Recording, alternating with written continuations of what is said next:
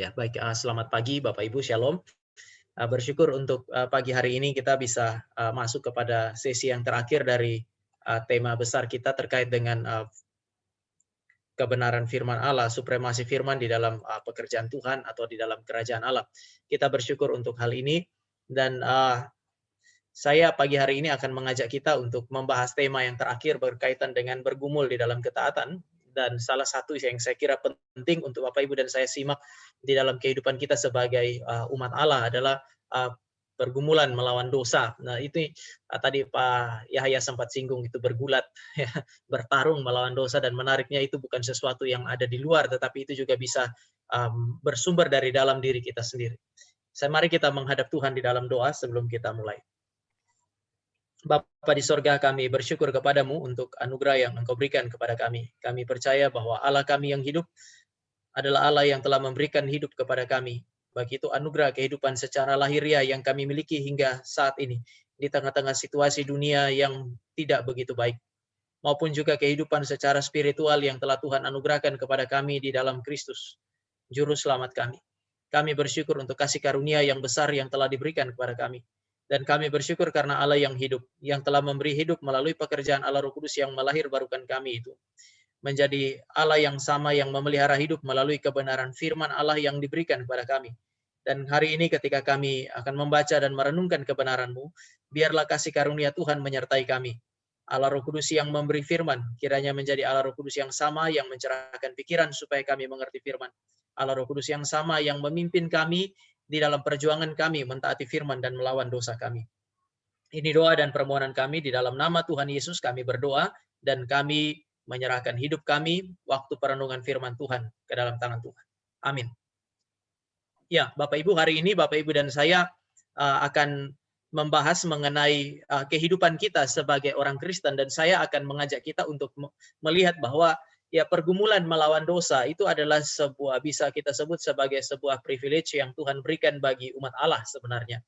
Ya, kalau Bapak Ibu dan saya melihat, maka kita bisa lihat bahwa Tuhan ketika Dia menciptakan kita ada pada satu kondisi, ya saya kasih gambaran umum terlebih dahulu, ada pada satu kondisi yang baik gitu ya. Bahkan dikatakan sungguh amat baik, itu berkaitan dengan kondisi di mana kita ada di dalam relasi dengan Allah. Seorang penulis mengatakan bahwa di antara seluruh ciptaan ada satu ciptaan yang begitu tepat menjadi tempat Allah berdiam, menjadi bait Allah yang suci, yaitu manusia. Oleh karena Allah berdiam di dalam manusia yang diciptakan pada masa itu, maka dia adalah ciptaan yang suci. Dengan kebebasan yang dia miliki, dengan segala kapasitas yang dia miliki, dia menjadi ciptaan yang bisa dikatakan bisa berdosa, bisa tidak berdosa. Dia bisa memilih untuk taat kepada Allah, dia suci, dia harusnya taat kepada Allah. Tetapi punya kebebasan juga untuk kemudian menentang apa yang Allah berikan. Dia hidup, tetapi dia bisa mengalami kematian melalui ujian itu jika dia tidak memilih untuk makan buah pohon itu, maka dia akan dibawa pada satu kondisi yang lain yang hari ini seringkali kita sebut sebagai consummation, yaitu tidak berdosa dan juga tidak mati. Tetapi Bapak Ibu dan saya tahu bahwa ada satu fakta yang dicatat di dalam Kejadian pasal yang ketiga, bahwa manusia itu sudah jatuh di dalam dosa, dan setelah kejatuhan di dalam dosa, sebenarnya manusia ada pada satu kondisi yang seringkali orang anggap bebas. Dia bisa lakukan apapun yang dia inginkan. Tetapi Alkitab justru membicarakan mengenai kondisi diperbudak oleh dosa. Diperbudak oleh iblis, sehingga mereka tidak bisa tidak berdosa, tidak bisa tidak mati. Ya, saya bicara mengenai mati di sini dalam pengertian keterpisahan dari Allah. Manusia hadir di dalam dunia dalam konteks keterpisahan dari Allah, dan pada akhirnya mereka tidak bisa melakukan sesuatu yang lain kecuali melayani dosa. Kejadian pasal yang ke-6 misalnya itu menggunakan istilah segala sesuatu yang diinginkan hati manusia itu jahat semata-mata, sehingga kejahatan manusia itu begitu besar di bumi. Tetapi kemudian firman Allah juga menuntun Bapak Ibu dan saya punya pikiran untuk melihat kepada apa yang disebut sebagai keselamatan di dalam Kristus. Keselamatan membuat kita itu seolah-olah kembali pada kondisi yang pertama ketika kita ada di dalam, atau manusia ada di dalam penciptaan, yaitu mereka bisa tidak berdosa. Ada semacam kekuatan yang Allah berikan, dan inilah yang menjadi fokus kita hari ini. Ya. Kita punya fokus adalah kehidupan setelah kita ditebus oleh Tuhan. Jadi kita tidak sementara berbicara mengenai penebusan yang membawa Bapak Ibu dan saya masuk ke dalam kerajaan Allah kerajaan sorga setelah kematian nanti. Kita sementara berbicara mengenai wilayah yang ada di sini. Kehidupan kita di dalam dunia di mana Bapak Ibu dan saya masih bergumul dengan dosa. Tetapi yang saya mau ajak Bapak Ibu untuk lihat adalah setelah kita berjumpa dengan Kristus pertama kali, Allah memberikan kepada kita kepastian keselamatan. Kita masih hidup di dalam dunia, tetapi yang selalu digambarkan oleh Alkitab adalah bahwa Allah yang adalah terang itu, sekarang berdiam di dalam kita dan memimpin kehidupan kita. Konsekuensi daripada keselamatan, konsekuensi perjumpaan dengan Kristus. Setelah kita menerima Allah yang adalah terang di dalam kehidupan kita adalah hidup di dalam kesucian. Ini tidak berarti bahwa kita tidak pernah berbuat dosa, tetapi ada semacam pergumulan, ada perjuangan untuk apa? Perjuangan untuk hidup di dalam dosa. Ada semacam sensitivitas, kita menjadi lebih sensitif, kita menjadi lebih waspada terhadap apa yang disebut sebagai dosa di dalam kehidupan kita. Jadi kita bisa bilang bahwa kehidupan di dalam konteks ini adalah kehidupan yang dipenuhi oleh paradoks. Kita hidup di dalam paradoks karena satu sisi kita telah disucikan oleh Allah, kita dikuduskan oleh Allah setelah kita diselamatkan, namun masih ada dosa dan kita masih berjuang melawan dosa. Kita mencintai kesucian, pada saat yang sama dosa itu seolah-olah berusaha untuk memerangkap kita di dalamnya dan membuat kita terus berjalan di dalam dosa. Nah, oleh karena itu maka hari ini saya kira kita layaklah kita memikirkan kondisi kita hari ini di dalam konteks kehidupan kita sebagai umat Allah di dalam kerajaan Allah. Nah, saya mau mulai dengan Roma pasal yang ke-8. Ayat yang ke-37. Tetapi dalam semuanya itu kita lebih dari orang-orang yang menang oleh Dia yang telah mengasihi kita. Kita lebih dari orang-orang yang menang. Bapak Ibu, kalau Bapak Ibu dan saya membaca di dalam Efesus pasal yang kedua, ayat 1 sampai dengan ayat yang ketiga, di situ kita disebut sebagai budak dosa. Di situ kita disebut sebagai budak daripada kegelapan, sehingga orang-orang yang hidup secara lahiriah menjadi orang-orang yang terus-menerus melayani dosa dan kuasa kegelapan di dalam dunia ini. Paulus mengatakan dulu kami hidup di dalamnya, dulu kamu hidup di dalamnya. Artinya semua manusia sebelum berjumpa dengan Kristus dan mengalami keselamatan, mereka adalah budak dosa. Mereka secara total tidak memiliki kemampuan untuk melakukan sesuatu yang benar sesuai dengan kehendak Allah. Tetapi setelah diselamatkan, Bapak Ibu dan saya menemukan bahwa Paulus menyebut kita sebagai orang-orang yang menang. Menarik bahwa istilah pemenang pada masa di mana Paulus hidup bagi orang-orang Romawi paling tidak ada dua kategori. Pertama adalah tentara, yang kedua adalah olahragawan. Tentara yang disebut sebagai pemenang adalah tentara yang memenangkan peperangan yang dia jalani, dan olahragawan itu disebut sebagai pemenang jika dia memenangkan sebuah pertandingan.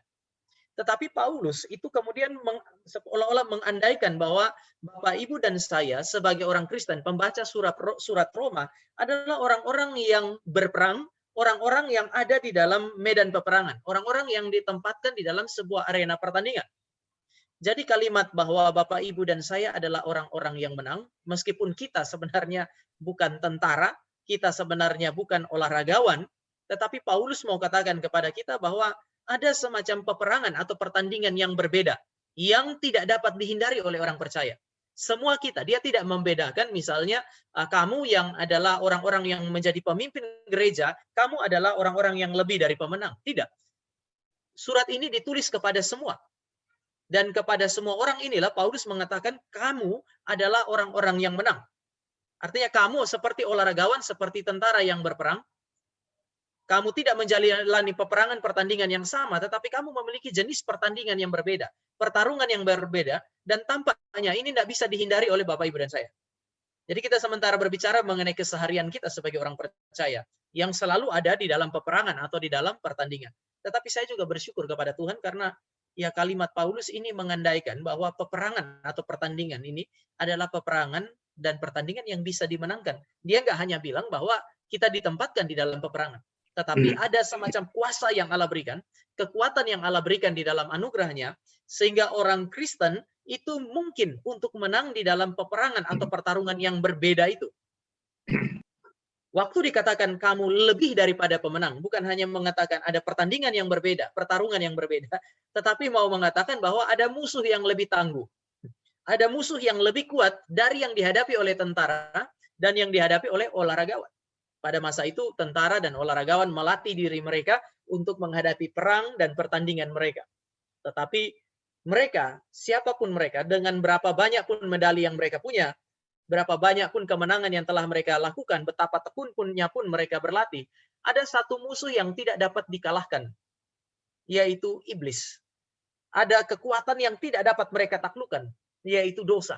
Iblis dan dosa adalah musuh yang tidak dapat ditaklukkan bahkan oleh orang-orang yang menang, yang memenangkan peperangan maupun memenangkan pertandingan.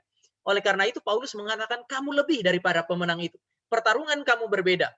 Musuh yang kamu hadapi jauh lebih besar. Jika kamu menang, maka kamu menjadi orang yang lebih daripada pemenang.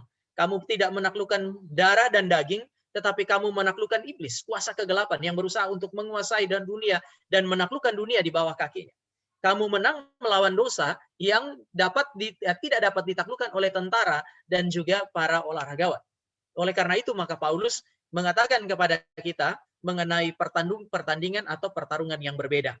Oleh karena itu, Bapak Ibu, saya mau mulai dengan mengatakan bahwa setelah Bapak Ibu dan saya diselamatkan, keselamatan tidak membuat kehidupan menjadi lebih mudah. Keselamatan justru membawa Bapak Ibu dan saya masuk ke dalam apa yang disebut sebagai peperangan secara spiritual. Sebuah pergumulan, saya pinjam istilahnya Pak Yahya, saya kira itu tepat ya, bergulat dengan iblis dan dosa. Jadi kemenangan memastikan, keselamatan memastikan itu. Ada orang bilang bahwa setelah saya hidup menerima Yesus Tuhan dan Juru Selamat, kok hidup saya itu rasanya kok nggak aman ya. Hati saya sering terganggu. Hati saya rasanya bukan kehilangan sukacita, tetapi meskipun ada sukacita itu, tapi kadang-kadang begitu sensitif terhadap hal dosa-dosa yang kecil bahkan, sehingga rasanya kok nggak bisa aman ya, nggak bisa tenang, nggak bisa duduk tenang. Satu kali ada pemuda sharing ke saya dan saya bilang ya itu salah satu petunjuk bahwa Anda ada di dalam kehidupan Kristen yang sejati. Bapak Ibu bisa baca mengenai cerita mengenai Lot itu. Di situ dikatakan bahwa kalau di gambaran kita perjanjian lama seolah-olah dia hidup di tengah-tengah orang berdosa aman-aman saja, tapi kalau kita lihat dari perspektif Ibrani ada semacam pergumulan, dan inilah pergumulan Bapak Ibu dan saya sebagai orang percaya.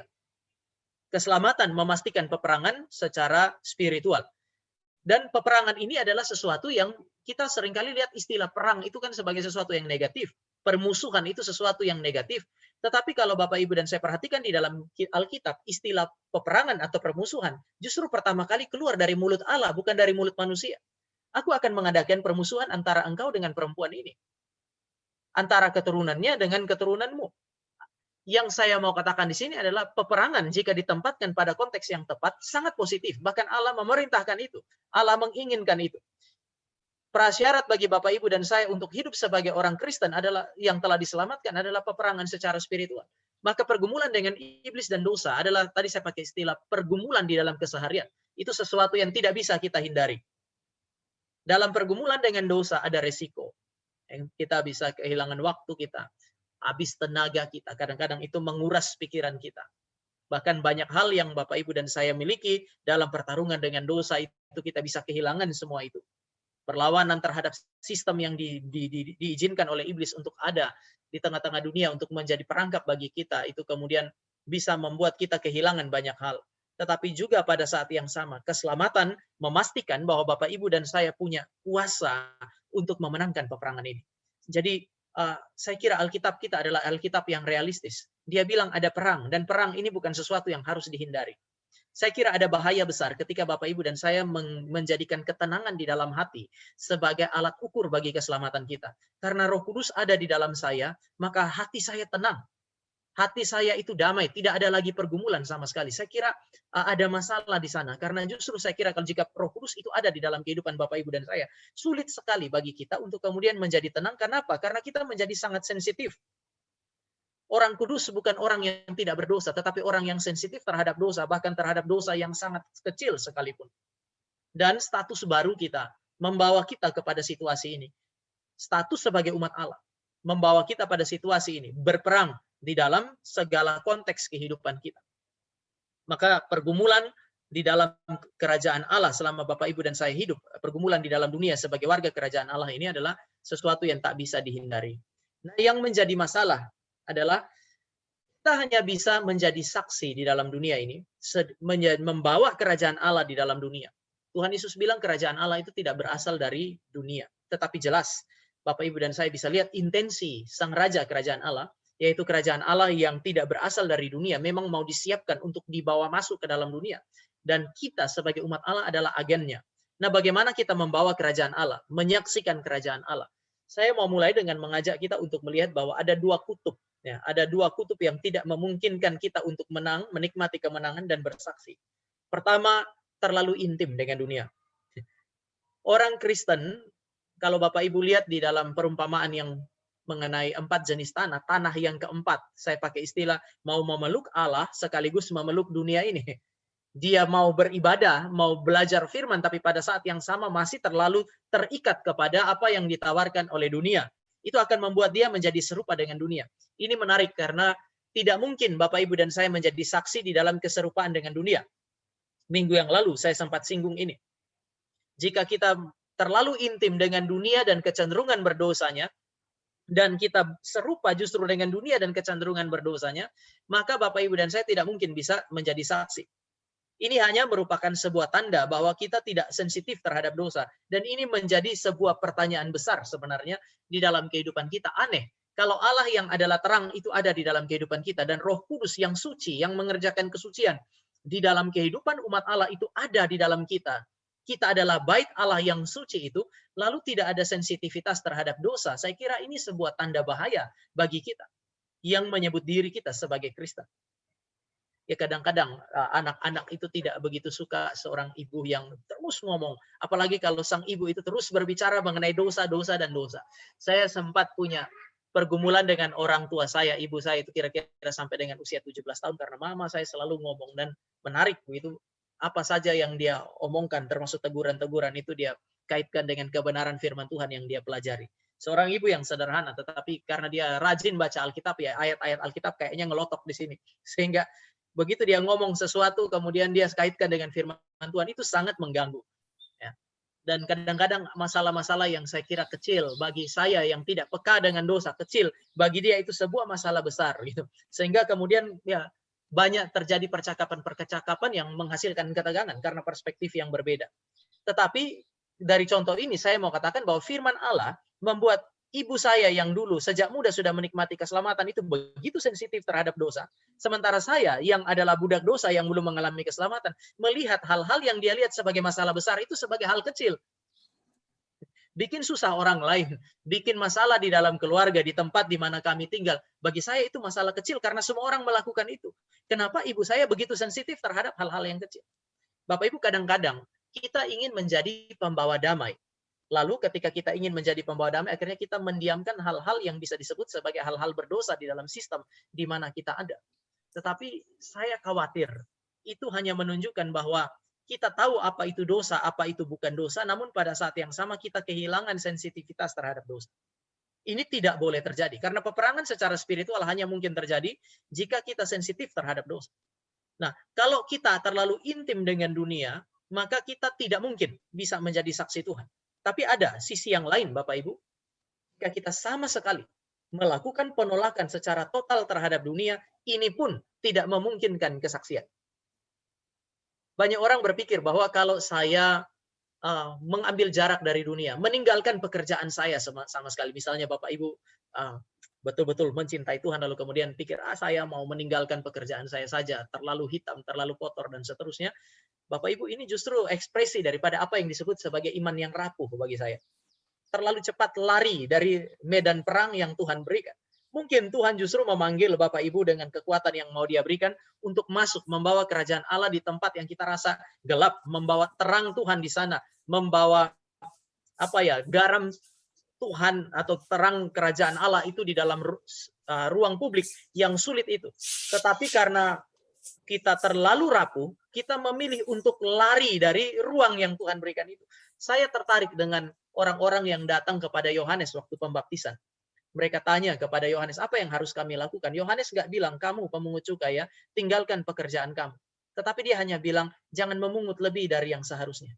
Waktu tentara tanya, apa yang harus kami lakukan? Dia cuma bilang, jangan melakukan kekerasan, merampas, dan menindas.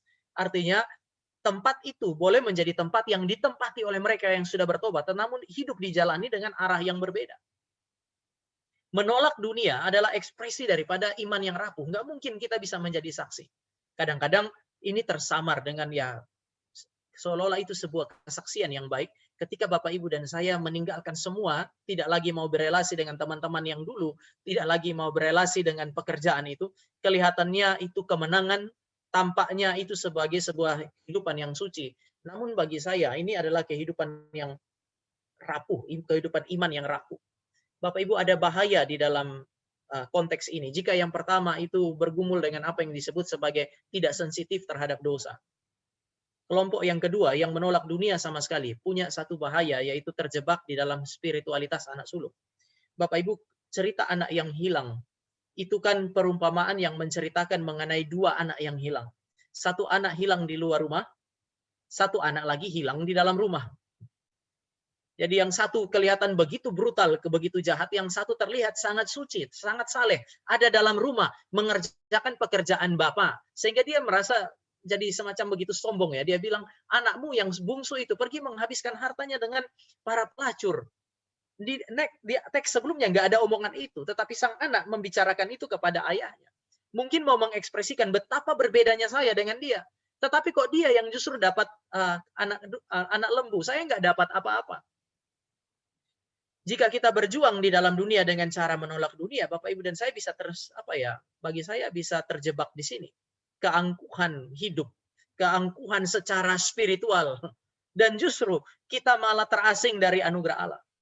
Bagaimana menikmati anugerah Allah sebagai yang memberikan kemenangan kepada kita jika kita tidak pernah berperang? Allah menempatkan kita di medan perang justru untuk kemudian menikmati itu. Saya mau sampaikan bahwa ketika Bapak Ibu dan saya justru menjauhi ruang publik, ruang di mana Tuhan menempatkan kita, rasanya aman. Tetapi pada saat yang sama, kita jauh dari anugerah Tuhan juga di dalam konteks ini. Kadang-kadang Tuhan menempatkan kita di dalam situasi sulit atau di dalam pergumulan real dengan dosa, supaya kita sadar bahwa memang kita nggak sanggup.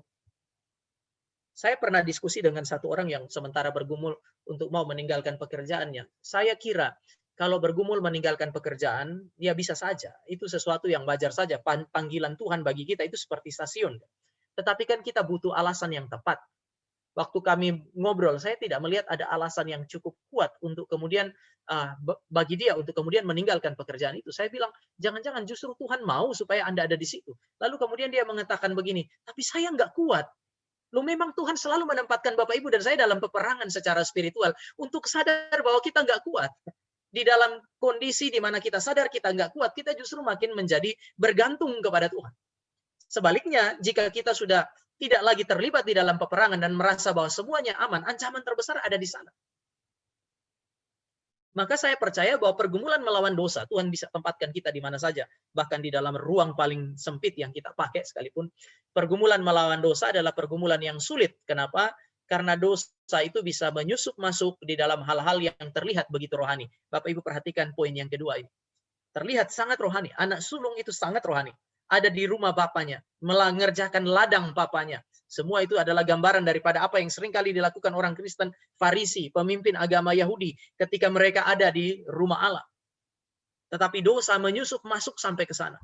Sehingga kita bisa semakin jauh dari anugerah Tuhan. Justru di dalam konteks di mana kita merasa bahwa kita dekat dengan Tuhan. Jadi kita perlu sensitif terhadap dosa. Itu bukan hanya di dalam hal-hal yang ansih dosa. Mencuri, membunuh, korupsi, berzina, dan seterusnya. Tetapi kita mesti sedikit sensitif terhadap dosa. Bahkan di dalam kaitan dengan apa yang disebut sebagai pelayanan. Kami biasa ada yang namanya KKR regional. Dan ada masa di mana jemaat itu begitu bergairah untuk melakukan itu. Satu waktu saya khotbah, lalu kemudian saya bilang, kita bersyukur ada gairah yang Tuhan berikan bagi kita untuk pergi ke daerah-daerah dan kemudian memberitakan Injil ke sekolah-sekolah, masuk ke sekolah-sekolah, bayar tiket sendiri, bergumul. Itu sesuatu yang baik. Itu sebuah perlombaan yang Tuhan berikan untuk kita masuki, kita nikmati, berjuang di sana. Tapi berhati-hatilah, karena di dalam konteks itu, kita juga bisa bikin dosa yang lain. Apa yang membuat kita senang melakukan pelayanan ini? Kita bisa senang melakukan pelayanan karena itu adalah pelayanan Tuhan berikan, lalu kemudian ada jiwa yang dipercayakan. Tetapi ada orang juga bisa senang melakukan KKR regional karena memang dia punya hati, dia punya jiwa, itu jiwa yang suka berpetualang. Jadi KKR regional demi memuaskan hasrat untuk berpetualang itu. Atau ada orang yang memang ya pelayanan dengan rajin justru karena dengan melayani di gereja atau pergi jauh dari rumah itu dia lebih merasa aman karena rumah itu tidak lagi menjadi tempat yang aman bagi dia. Bapak Ibu bisa lihat bahwa saya sengaja memilih contoh ini untuk mengatakan bahwa kadang-kadang dosa menyusup masuk di dalam hal-hal yang sifatnya rohani. Sehingga pergumulan secara spiritual itu adalah sebuah pergumulan yang ada di mana-mana. Ya, di tempat kerja, di gereja, di rumah, di ruang yang paling privat, di dalam kamar kita sendiri, dosa bisa masuk ke sana. Maka perjuangan Bapak Ibu dan saya ini adalah bukan berjuang untuk menjadi intim dengan dunia, bukan juga dengan menolak dunia. Lalu apa yang ditawarkan Alkitab kepada kita? Mari kita lihat 1 Yohanes pasal yang kedua. Di situ Yohanes mendeskripsikan bagaimana orang Kristen harusnya hidup dan bergumul di dalam ketaatan. 1 Yohanes pasal yang kedua, ayat 15 sampai dengan ayat yang ke-17. Saya bacakan. Jangan kamu mengasihi dunia dan apa yang ada di dalamnya. Jikalau orang mengasihi dunia, maka kasih akan Bapa tidak ada di dalam orang itu. Langsung dikontraskanlah kasih kepada Allah, kepada Bapa, dan kasih kepada dunia.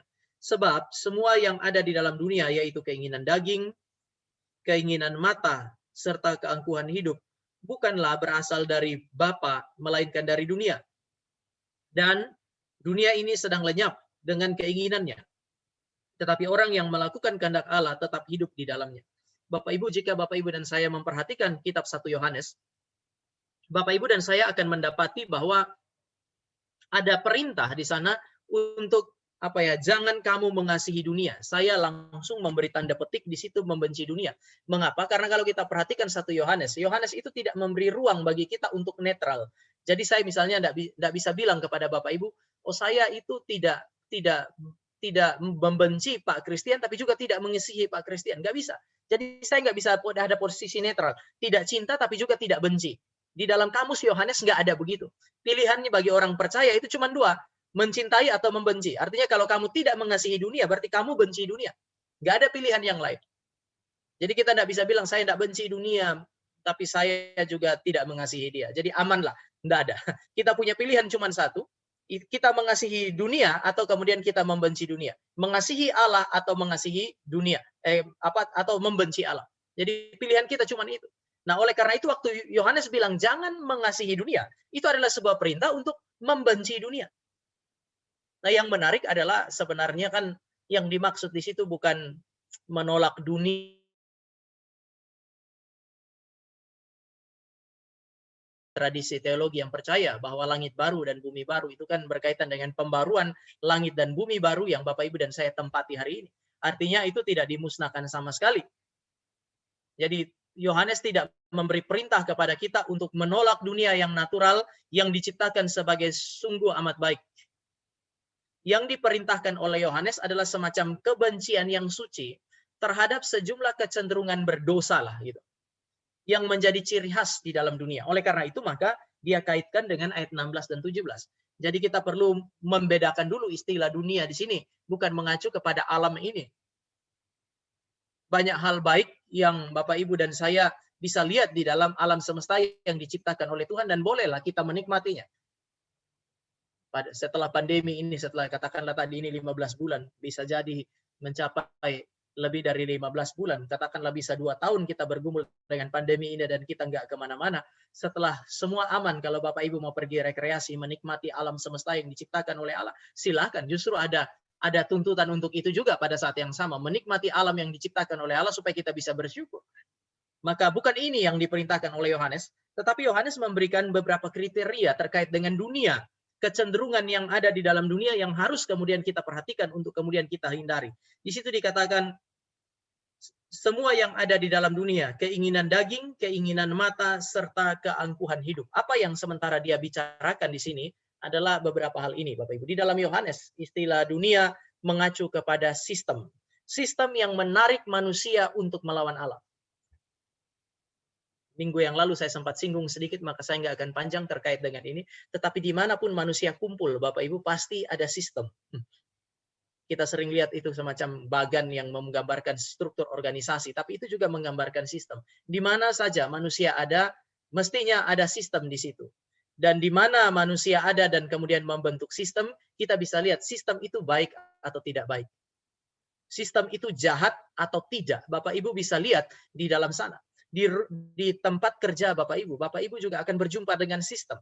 Sistem yang Bapak Ibu dan saya hidupi di tempat kerja kita, di dalam keluarga kita, culture-nya, di dalam masyarakat kita, itu kita perlu hati-hati. Apakah sistem ini adalah sistem yang mempermuliakan Allah atau memungkinkan kita melayani Allah dan sesama? Atau sebaliknya sistem ini justru menarik kita untuk melakukan dosa. Ya, saya kira bahkan di dalam semua tempat kita melayani, apakah itu di bidang medis, ekonomi, bahkan di dalam gereja. Gereja juga punya sistem, maka seorang hamba Tuhan punya tugas untuk memperhatikan sistem yang ada di dalam gerejanya ini adalah sistem yang memungkinkan melayani Allah dan manusia, atau sebaliknya bisa menggiring dia bersama dengan jemaat untuk pada akhirnya melawan Allah melalui sistem itu. Bapak Ibu, kita tidak bisa menghindari ini. Di dalam kitab Wahyu, kalau Bapak Ibu perhatikan surat kepada 7 jemaat, semua peringatan itu adalah peringatan yang juga berkaitan dengan sistem. Jadi pada masa itu para pedagang, orang Kristen yang berdagang, itu kan bahkan ada bicara mengenai tanda binatang itu. Itu kan bukan bicara mengenai tanda hurufiah, tetapi berbicara mengenai sistem yang ada pada masa itu. Yaitu serikat dagang. Orang-orang yang ada di dalam serikat dagang pada masa itu. Kalau mereka masuk ke dalam serikat dagang, ada beberapa serikat dagang, kalau mereka masuk ke dalam serikat dagang, maka mereka akan mendapatkan satu kondisi di mana mereka punya kemungkinan untuk menjual dengan harga lebih murah. Tetapi setiap serikat dagang itu punya dewa. Nah, kalau mereka tidak masuk ke dalam serikat dagang dan mereka itu kemudian tidak memberikan persembahan kepada dewa, maka mereka akhirnya harus membayar pajak dengan lebih mahal. Orang Kristen harus menghindari sistem itu. Karena mereka menghindari sistem, maka mereka mengalami penderitaan, bahkan mereka dianiaya. Nah, Bapak Ibu, ini memberi petunjuk bahwa bahkan di dalam perdagangan sekalipun ada sistem yang sedemikian. Jadi Bapak Ibu dan saya perlu punya kepekaan untuk melihat sistem apa yang sementara dihidupi dalam keluarga, di dalam masyarakat, dan kemudian di dalam ruang kerja saya. Tetapi kemudian di situ juga ada bicara mengenai kedagingan. Kedagingan berbicara mengenai hasrat berdosa di dalam diri kita yang menuntut pemuasan dengan cara melawan Allah. Jadi kalau tadi sistem itu ada di luar kita, Bapak Ibu. Sekarang waktu dia bicara mengenai kedagingan, dia berbicara mengenai hasrat berdosa yang ada di dalam kita. Nah, hasrat berdosa ini bisa jadi hal-hal yang ansih berdosa. Misalnya hasrat untuk mencuri, ya itu pasti berdosa. Tetapi kita bisa bicara mengenai hal-hal yang sebenarnya tidak berdosa, tapi menuntut pemuasan melalui cara yang berdosa. Hasrat seksual itu bukan dosa. Ya, kita harus menghindari pemikiran yang mengatakan bahwa hasrat seksual itu dosa pada dirinya. Tidak. Tetapi ketika hasrat seksual itu ingin dipuaskan melalui cara-cara berdosa, itulah yang menjadi yang disebut sebagai kedagingan oleh Yohanes. Jadi Bapak Ibu lihat bahwa pergumulan kita ini kompleks sebenarnya.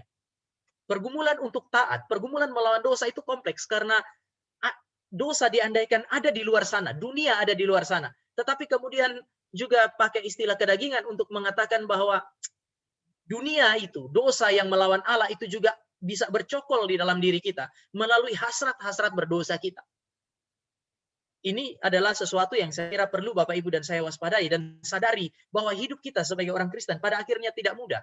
Kenapa kita diminta untuk terus bergumul dengan Allah, berdoa, minta anugerah Tuhan? Karena hidup memang nggak mudah. Yang ketiga, istilah dunia, Yohanes pakai keinginan mata.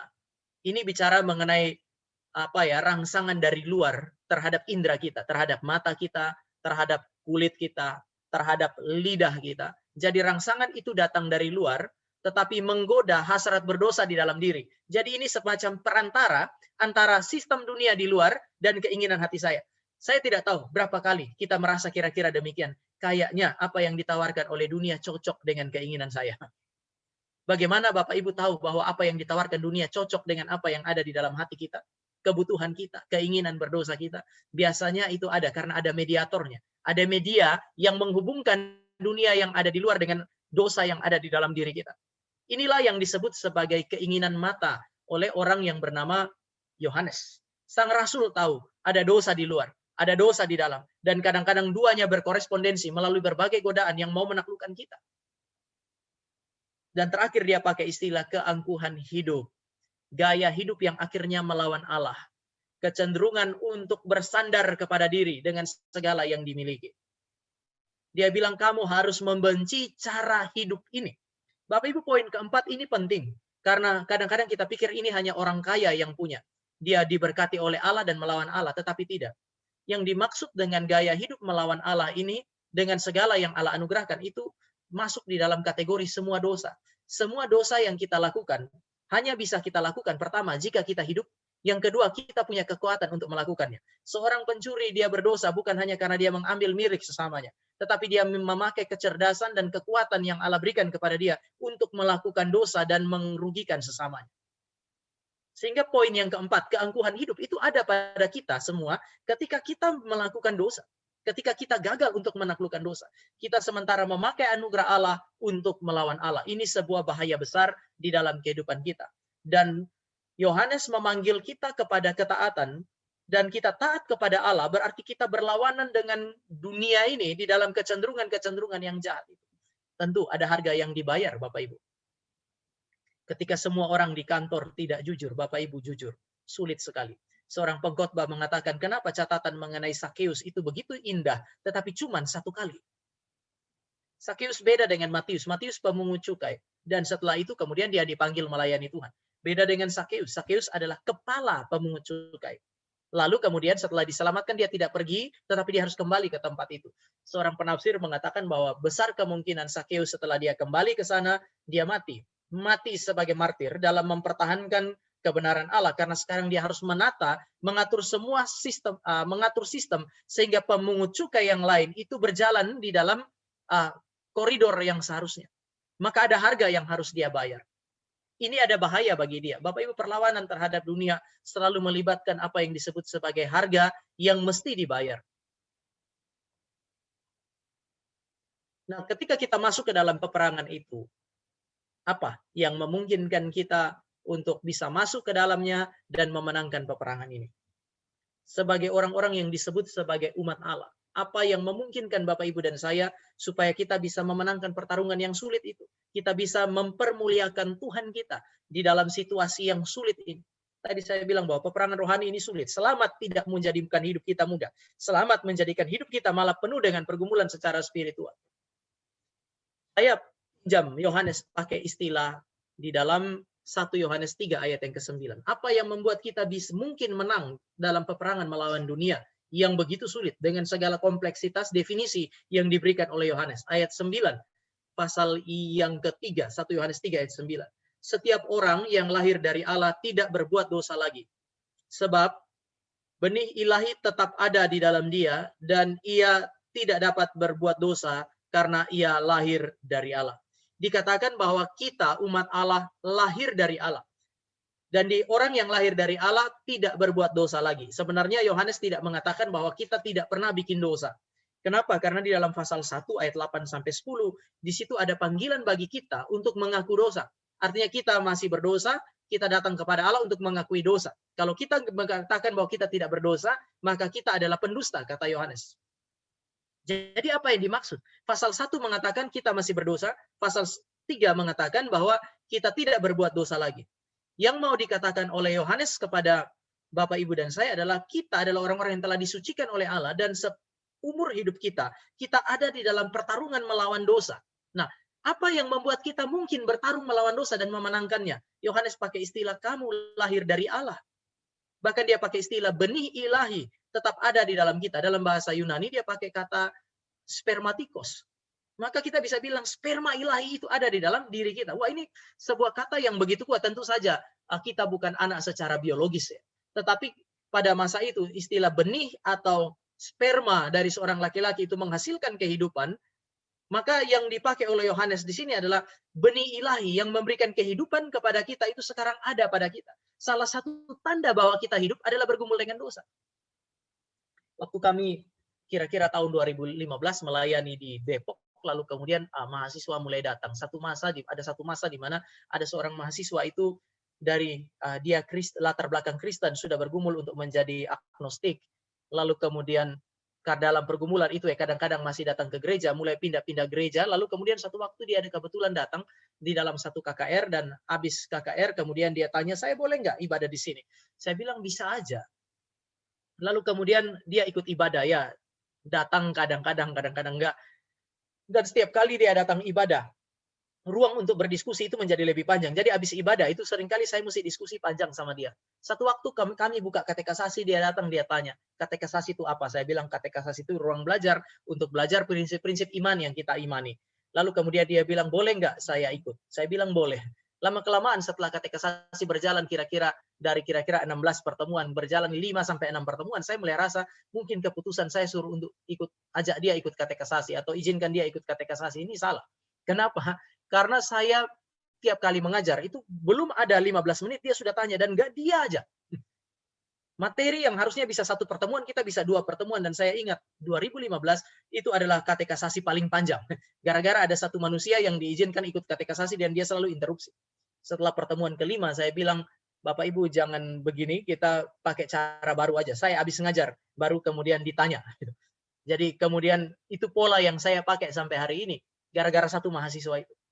Bapak Ibu ada banyak pertanyaan, dia meragukan Allah Tritunggal dan seterusnya dan seterusnya. Tapi satu waktu Bapak Ibu, kemudian dia cerita bahwa dia pergi ke Ragunan, jalan-jalan di Ragunan dan ketemu dengan saksi Yehova. Jadi orang ini semua pemuda tahu bahwa meragukan iman Kristen. Waktu dia berdiskusi dengan saksi Yehova, kemudian dia pulang, dia cerita, dia di chat di dalam grup pemuda. Lalu dia bilang, saya jumpa dengan saksi Yehova. Saya mulai bergumul, aduh ini orang bagaimana ya. Lalu kemudian dia bilang, masa mereka bilang Yesus itu ciptaan, dan dia menjelaskan jawaban-jawaban yang dia berikan. Saya agak sedikit terkejut dalam hati saya, bagaimana dia bisa marah dengan saksi Yehova untuk sesuatu yang dulu dia ragukan. Waktu kami ngobrol, saya mulai merasa bahwa mungkin Tuhan pimpin orang ini kepada keselamatan. Di mana saya mulai merasa yakin, satu waktu dia datang malam-malam ke gereja, ketemu saya, kami janjian ketemu, sambil nangis-nangis, lalu dia bilang, saya bergumul Pak, saya bergumul karena ada satu dosa yang sering kali saya gagal. Dia ceritakan semua. Lalu saya akhirnya tanya, apa yang membuat kamu bergumul? Dia tanya ke saya, Pak, apakah saya umat pilihan Allah atau bukan? Saya ini orang Kristen atau bukan? Lalu saya bilang, sejak kapan kamu bergumul dengan dosa ini? Kalau kamu punya cerita, memberi petunjuk kepada saya. Kalau saya dengar cerita kamu, berarti dari dulu kamu sudah bergumul dengan dosa ini. Kenapa baru menangis sekarang? Lalu dia bilang, ya beberapa bulan terakhir ini. Entah kenapa, tetapi saya begitu bergumul dengan dosa ini. Saya bilang, dulu ada pergumulan kayak begini? Enggak. Dulu kamu nikmati dosa ini, atau kamu bergumul dengan dosa ini. Dulu saya menikmatinya, enggak ada masalah. Tapi sekarang kok enggak bisa, Pak? Lalu saya bilang, sekarang saya mau berdasarkan jawaban kamu, saya mau jawab kamu punya pertanyaan. Kamu tanya, kamu umat pilihan Allah atau bukan? Kamu Kristen atau bukan? Saya mau kasih tahu kamu, pergumulan yang kayak begini adalah pergumulan Kristen yang sejati. Bapak Ibu, jika ada benih ilahi di dalam diri Bapak Ibu dan saya, kelahiran baru bukan hanya menjadikan kita sebagai anak-anak Allah, tetapi Yeskiel pakai istilah hati yang baru, cara pikir yang baru, cara merasa yang baru, kehendak yang baru, mengarahkan kita kepada kehendak Allah. Sehingga ketika kita berbenturan dengan kehendak Allah, kita bergumul. Kita sulit untuk menikmati dosa-dosa itu. Jadi Bapak Ibu, kita lihat bahwa peperangan secara spiritual justru dimungkinkan karena kita telah mengalami kelahiran baru. Tuhan kasih cara pikir, hati, perasaan yang baru, sehingga kita enggak lagi berpikir, merasa, dan menghidupi kehidupan hari ini dengan cara yang sama dengan dulu. Karena kita tidak menghidupi dengan cara yang sama seperti dulu. Maka Bapak Ibu dan saya ditempatkan pada posisi bertarung dengan dunia, bahkan cara hidup yang lama itu. Apakah mungkin untuk menang? Mungkin. Justru karena kita adalah anak-anak Allah. Ya, saya tidak bilang bahwa kita tidak mungkin kalah sama sekali, nggak mungkin gagal sama sekali. Daud pernah gagal, Petrus pernah gagal, tetapi yang membedakan Daud dan Petrus dari orang yang bukan pilihan Allah atau yang bukan umat Allah adalah mereka bangkit. Mereka gelisah dengan dosa mereka. Mereka tidak menikmatinya, tapi mereka gelisah, dan kegelisahan inilah yang dipakai oleh Roh Allah untuk membangkitkan mereka. Mungkin Bapak Ibu mulai tanya, jadi apa hubungannya dengan firman Allah? Ya, firman Allah membuat Bapak Ibu dan saya peka mana benar, mana enggak. Yang membuat pikiran kita tajam, mengerti mana suci, mana tidak suci. Firman Allah bekerja di situ, dan karena ada pekerjaan firman Allah, Roh Kudus melalui firman, Bapak Ibu dan saya menjadi gelisah. Maka saya kira prasyarat untuk masuk di dalam peperangan dan memenangkan peperangan rohani ini adalah Bapak Ibu dan saya menjadi anak-anak Allah, Kristen yang sejati. Yang kedua, yang membuat Bapak Ibu dan saya masuk ke dalam peperangan dan bisa memenangkan itu adalah Bapak Ibu dan saya hidup dan berjalan di dalam terang firman Allah. 1 Yohanes pasal yang ke-1 ayat 5 sampai 10 menceritakan itu kepada Bapak Ibu dan saya. 1 Yohanes pasal yang ke-1 ayat 5 sampai 10. Di situ dibicarakan mengenai berita yang mereka beritakan, yaitu mengenai Kristus, ayat yang ke-5. Bapak Ibu perhatikan ini. Dan inilah berita yang telah kami dengar dari Dia, yang kami sampaikan kepada kamu. Allah adalah terang, dan di dalam Dia tidak ada, sama sekali tidak ada kegelapan. Jika kita katakan bahwa kita beroleh persekutuan dengan Dia, namun kita hidup dalam kegelapan, kita berdusta, dan kita tidak melakukan kebenaran. Tetapi jika kita hidup dalam terang, sama seperti Dia ada di dalam terang, maka kita beroleh persekutuan seorang dengan yang lain, dan darah Yesus anaknya itu menyucikan kita dari segala dosa kita. Jika kita berkata bahwa kita tidak berdosa, maka kita menipu diri kita sendiri, dan seterusnya. Ayat 5 mengatakan bahwa Injil diberitakan kepada kita. Dia pakai istilah itu, kami beritakan kepada kamu. Lalu kemudian dia katakan kita, dan seterusnya. Setelah Injil diberitakan di dalam ayat yang kelima, maka ada ayat 6 mengatakan bahwa kita tidak lagi hidup di dalam dosa. Kalau memang Allah yang adalah terang itu ada di dalam kita, sebagaimana Injil memberitakan Allah yang adalah terang itu ada juga di dalam kita, maka kita tidak mungkin hidup dalam kegelapan. Jadi firman memperkenalkan Allah yang adalah terang, memperkenalkan kehendak Allah yang adalah terang, sehingga Bapak, Ibu, dan saya itu menjadi enggan untuk tinggal di dalam kegelapan. Ini hal yang pertama. Lalu ayat yang ke-7 dan ke-8 mengatakan, jika kamu berkata, atau jika kita berkata, bahwa kita tidak berdosa, maka kita menipu diri kita sendiri. Ini berbicara mengenai hal kedua, sensitivitas terhadap dosa. Seorang penulis mengatakan bahwa orang kudus itu bukan orang yang tidak berdosa, tetapi orang yang sensitif terhadap dosa yang terkecil. Sehingga saya percaya bahwa jika Bapak, Ibu, dan saya itu menjadi orang Kristen, maka firman Allah akan membuat kita menjadi sensitif terhadap apa yang benar dan tidak. Lalu kemudian mendorong kita untuk hidup dalam kebenaran, hidup di dalam kesucian. Ya 2 Timotius pasal yang ketiga, 16-17, saya kira kita tidak baca, tapi segala tulisan yang diilhamkan Allah bermanfaat untuk mengajar, menyatakan kesalahan, memperbaiki kelakuan, dan seterusnya. Semua itu mengarahkan kita dari posisi yang lama menuju kepada posisi yang baru. Kenapa saya kira Bapak Ibu perlu bersyukur dengan adanya demission ini, PA demission ini. Karena PA ini menjadi salah satu ruang bagi Bapak Ibu untuk belajar, dan kemudian pikiran itu dipertajam untuk menjadi sensitif. Tinggal sekarang keputusan hati untuk menghidupi kebenaran yang sudah dipelajari itu. Saya kira ini yang sulit. Belajar itu sulit, tetapi ada hal yang lain yang kemudian menjadi perjuangan konkret di dalam kehidupan kita adalah untuk menghidupi itu. Nah, apa yang memungkinkan kita untuk menang? Bapak Ibu, saya pakai istilah Kristen, Kristoi. Bapak Ibu, Yesus disebut sebagai Kristus, berarti yang diurapi. Kristen berarti pengikut Kristus. Tetapi Kristen dari istilah Kristoi yang berarti juga diurapi. Artinya kita Kristen adalah orang-orang yang diurapi. Kita adalah penerima urapan, krisma. Pengurapan yang kita terima pertama-tama bukan karunia-karunia. Jadi seringkali kita merasakan atau berpikir bahwa kalau kita diurapi, Kristen diurapi, mengalami Kristoi itu mengalami krisma, berarti dia punya banyak karunia. Tidak, bukan itu pertama-tama. Karena kalau Bapak, Ibu, dan saya lihat di dalam 1 Yohanes, istilah krisma, kamu telah diurapi sehingga kamu mengetahui kebenaran. Kalau Bapak, Ibu, dan saya hari ini belajar firman dan mengerti, itu tanda pengurapan Allah melalui pekerjaan Allah Roh Kudus. Saya baca 1 Yohanes pasal 2, Bapak Ibu, karena saya kira ini salah satu poin penting yang perlu Bapak, Ibu, dan saya lihat. Pasal 2 ayat 18-21. Anak-anakku, waktu-waktu ini adalah waktu yang terakhir. Ini bicara mengenai antikristus. Pasal 19 mengatakan bahwa mereka telah meninggalkan iman mereka. Saya mulai dari ayat 20. Tetapi kamu telah beroleh pengurapan dari yang kudus. Kamu telah diurapi. Kamu Kristen karena kamu diurapi. Dan dengan demikian kamu semua mengetahuinya.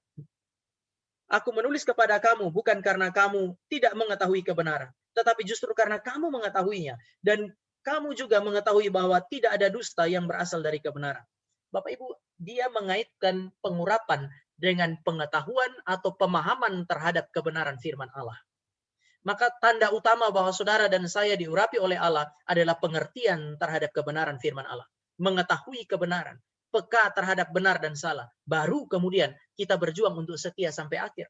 Kenapa? Karena ayat yang 18-19 itu adalah bicara mengenai antikristus. Dulu Kristen kemudian melawan Kristen, melawan Kristus. Tetapi kamu, artinya kamu beda. Kamu akan setia sampai akhir karena kamu diurapi. Bapak Ibu bersyukur kepada Tuhan jika pengalaman kelahiran baru pada saat yang sama adalah sebuah pengalaman yang memberi petunjuk bahwa kita diurapi oleh Allah. Roh Kudus ada pada kita. Dia roh kebenaran, maka tugasnya adalah membuka pikiran kita untuk mengerti kebenaran. Dia adalah roh suci. Dia adalah Roh Kudus, maka tugasnya adalah memimpin kita berdasarkan firman untuk hidup di dalam kekudusan sampai akhir. Bahwa kemudian dia juga memberi karunia, saya kira ya, karena dia adalah sumber dari segala karunia. Tetapi jika semua karunia itu tidak dipakai di dalam kerangka kebenaran firman Allah sebagai penuntun, ya kita bisa pakai anugerah ini untuk melawan Allah. Maka Bapak Ibu dan saya bisa lihat apa yang memungkinkan kita berperang dan menang. Pertama, benih ilahi, anugerah Allah di dalam kita. Yang kedua, firman Allah yang diberikan. Allah memberi pengertian dan memimpin hidup kita melalui hal itu. Yang terakhir, Bapak Ibu, posisi kita atau kondisi kita sebagai bait Allah. Tidak tahukah kamu bahwa kamu adalah bait Roh Kudus? Itu dipakai oleh penulis Perjanjian Baru. Yohanes mengimplikasikan hal yang sama di dalam pasal 3 ayat 24. 1 Yohanes 3 ayat 24. Bapak Ibu saya bacakan. Barang siapa menuruti segala perintahnya, ia diam di dalam Allah dan Allah diam di dalam dia. Allah berdiam di dalam dia, dia di dalam Allah. Dan demikianlah kita ketahui bahwa Allah ada di dalam kita, yaitu roh yang telah ia karuniakan kepada kita. Roh Allah berdiam di dalam kita sehingga kita di dalam dia, dia ada di dalam Allah. Allah adalah terang, roh Allah itu memberi terang untuk menerangi pikiran yang gelap, menyingkapkan dosa, melenyapkan kegelapan itu. Ini pekerjaan Roh Kudus, Bapak Ibu. Kalau dia berdiam di dalam kita, sebagai Allah yang adalah terang, dia akan menggelisahkan kita dengan menunjukkan bahwa dosa ada pada kita. Dia akan kemudian mendorong kita untuk bertarung melawan dosa itu. Tadi saya sudah sempat singgung, roh kebenaran mengarahkan kepada kebenaran. Roh kebenaran memberi keberanian untuk apa? Menguji kebenaran. Menguji ketidakbenaran dan hidup dengan benar. 1 Yohanes 4 ayat 1 itu mengatakan jangan percaya kepada semua roh. Seharusnya Bapak Ibu, kalau bandingkan dengan firman Tuhan yang lalu jemaat di Berea, itu lembut hati. Justru karena mereka menguji, mereka nggak asal percaya. Maka Bapak Ibu juga boleh menguji apa yang disampaikan hari ini berdasarkan firman Allah yang selama ini Bapak Ibu pelajari. Apakah apa yang saya sampaikan bisa diterima atau tidak. Tetapi roh kebenaran menguji apa yang disampaikan supaya kemudian memahami mana benar, mana tidak. Banyak orang bilang menguji itu sesuatu yang sombong. Tapi bagi saya tidak. Ini kerendahan hati. Pertama, taat kepada firman. Yang kedua, dengan menguji kita bisa menemukan mana benar, mana tidak. Lalu kemudian menerima yang benar, menolak yang tidak benar. Posisi sebagai atau kondisi sebagai bait roh Allah justru mendorong kita untuk melakukan ini. Yang terakhir, roh kebenaran itu memimpin kita kepada respon yang benar terhadap kebenaran dan ketidakbenaran. Menolak ketidakbenaran, menerima kebenaran. Menghidupi kebenaran dan menghindari ketidakbenaran. Bapak Ibu, roh Allah akan memimpin kita melalui itu. Tetapi tentu saja mesti ada apa yang disebut sebagai pemahaman terhadap kebenaran firman Allah di sana. Saya mau tutup dengan ini, krisis nurani, saya kira ini bagian terakhir. Gumulan melawan dosa tadi saya sudah jelaskan, saya mau berfokus ke sini. Krisis hati nurani. Kadang-kadang Bapak Ibu dan saya jatuh di dalam dosa, lalu kita bertanya apakah saya ini umat pilihan Allah atau bukan. Sekali lagi, kita sering bertanya demikian. Iya, Bapak Ibu, ini pertanyaan yang normal ada pada kita ketika kita gagal.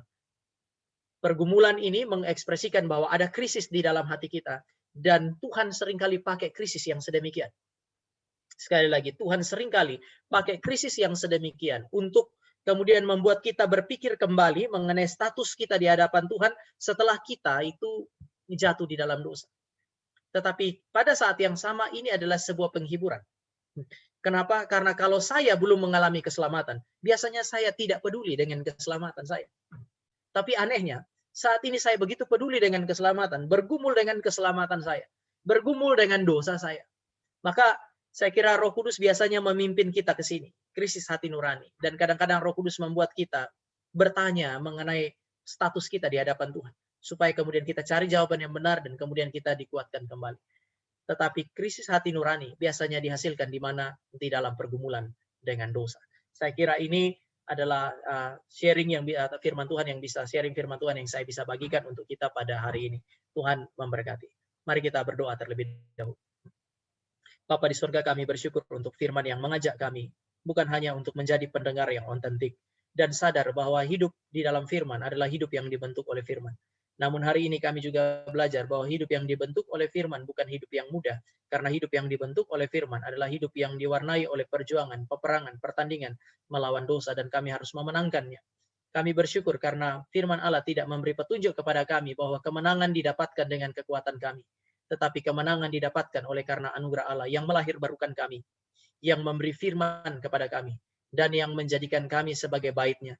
Ia berdiam di dalam kami, bekerja melalui pikiran, perasaan, dan kehendak kami. Sehingga kami pada akhirnya menjadi alat Tuhan yang menyatakan kemuliaan, menaklukkan dosa, dan menjadi alat kerajaan Allah di tengah-tengah dunia ini. Kami bersyukur untuk kasih karunia Tuhan. Kiranya Tuhan memimpin kami. Di dalam nama Tuhan Yesus kami berdoa dan menyerahkan hidup kami, bersyukur untuk firman Tuhan. Amin.